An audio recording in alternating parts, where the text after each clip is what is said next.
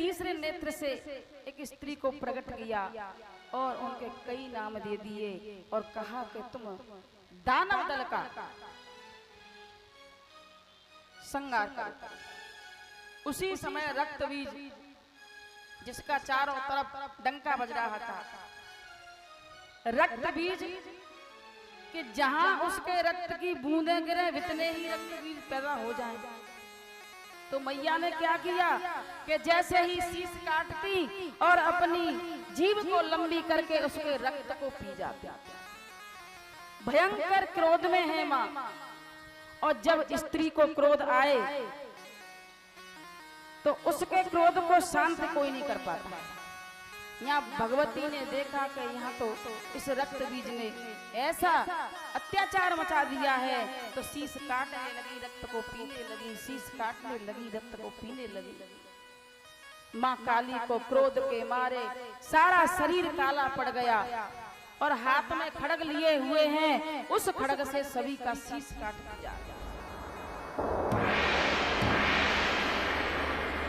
सभी देवता इकट्ठे होकर कहते हैं कि महाराज कैसे भी करके अब इनके क्रोध से शांत कराइए, इनका क्रोध कैसे शांत होगा। तब भगवान ने कहा कि एक ही उपाय है। जाकर के भगवान उनके चरणों में लेट गए। जब चरणों में लेट गए तो जैसे ही माता काली ने भगवान शिव के सीने पर चरण रखे, वो वहीं स्तंभ खड़ी हो गई, जीभ बाहर निकल गई। अरे मैंने अपने देव के ऊपर पैर रख दिया। और तब उनकी अग्नि ज्वाला शांत हुई। माँ काली के उपासक, क्योंकि माँ काली दो रूप में है, शांत रूप में है और एक क्रोध रूप में है। दोनों रूपों में माँ काली की पूजा की जाती है।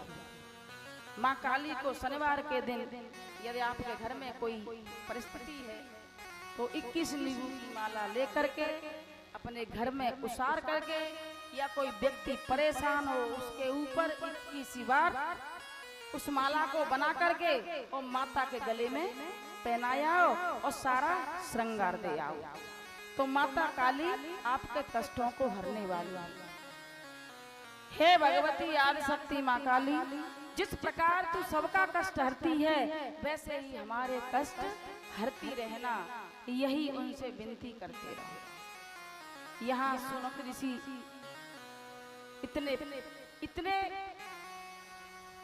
सुनने वाले हैं कि सूत जी बैठे हैं, शौनक ऋषि सुना रहे हैं, और ये कथा आदि अनंत काल तक चलती रहती है।